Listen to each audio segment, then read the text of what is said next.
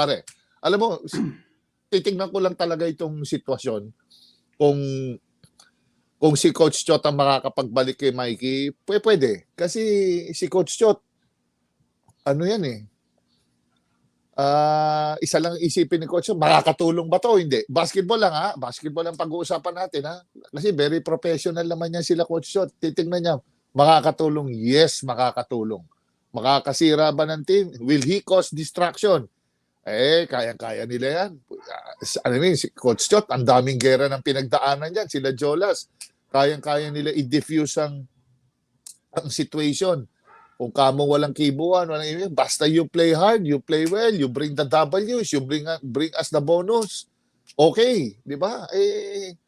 Alam mo sila Coach Chot, ani naman nila yung intimate kayo sa isa't isa, super close kayo. Lahat na, kahit sa halos magkita kayo araw-araw, pagdating sa laban, nangungupete ka. O kumbaga sa kwan, hindi ka makashoot, libre-libre ka, o dami mong, hindi ka na makadiskarte, o talagang, hindi ka, na-check ka, or what. Ito, proven and tested. Nakita mo kung habulin nga ng strong group, ang dami namang import dyan, ang dami naman local dyan. Nakita mo, bakit ganoon, bakit ganyan, hindi nagpakita, because of his, word of honor, wala. Hindi sila makamove on, ha? Hindi naman nila pag-aarian si Mikey. Si Mikey, hinihiram lang nila. Hinihiram lang nila sa token text. Ang may right dyan is token text. O ngayon, punta tayo sa PBA. Ngayon, nandiyan kay Coach Chot, Coach Jolas. I'm sure, aayusin nila yan. Kasi mahirap pumanap ng ganong klaseng player, yung blue chip na player na ganong kagaling. Imagine, may katulong kagad ang import mo.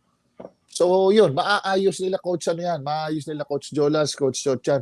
Hindi, ewan ko kung titignan pa nila yung personal. Kasi medyo ngayon, hindi na masyadong personality ang tinitignan ng mga teams eh. It's yung resulta ng laro, kung gaano ka kahusay. Kasi, alam mo, kahit pagka mahusay kang player, hindi ka mampalarin dito sa Pilipinas. Pumunta ka sa Japan, pumunta ka sa Korea, pumunta ka sa Taipei, you will always have a place in basketball eh. Basta mahusay ka. Yun ang talaga ang tinitingnan nila dyan eh. Baka mahilot, tingin ko, baka hilutin to ni Coach Chot sa pagbabalik niya. Kailangan niya yung ganito mga klaseng player. At may katulong si Pogoy. Kasi malaking yung nawala si Ray Parks dyan, pare. Yung nawala si Ray Parks yan, grabing kayod ni Pogoy eh. Nung wala siyang kahalinhinan. Ngayon naman, kay Jolas naman, settled naman yung tao. Alam mo naman si Jolas, he's a good friend, kumpare ni Chot, schoolmate, good friend.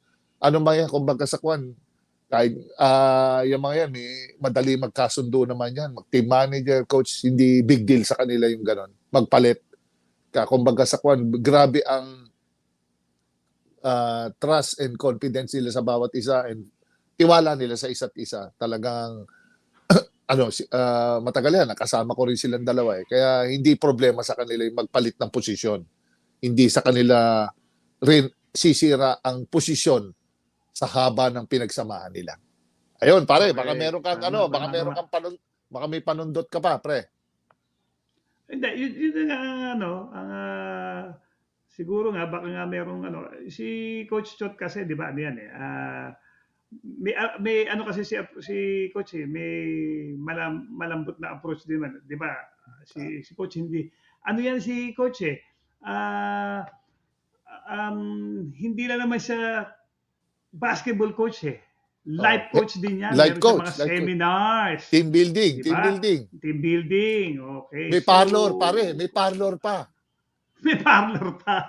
So, ibig sabihin, siguro kaya niyang, kasi parang flexible si coach. Sige, gusto mo matigas na usapan, kaya ako. Gusto mo malambot. Pwede rin ako dyan. Galing.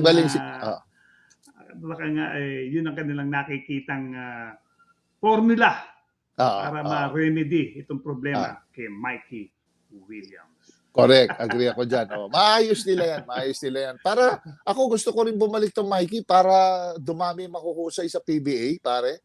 Para magkasubukan din. Alam mo naman, pare, kahit sa NBA nga, halos magsuntukan ng player sa loob ng sila magkakakampi pag hindi magkasundo sa isang instruction dahil lahat sila pare-pareho mga winner, lahat sila competitive by nature, lahat sila grabe ang expectation sa isa't isa kaya volatile talaga ang mga athlete.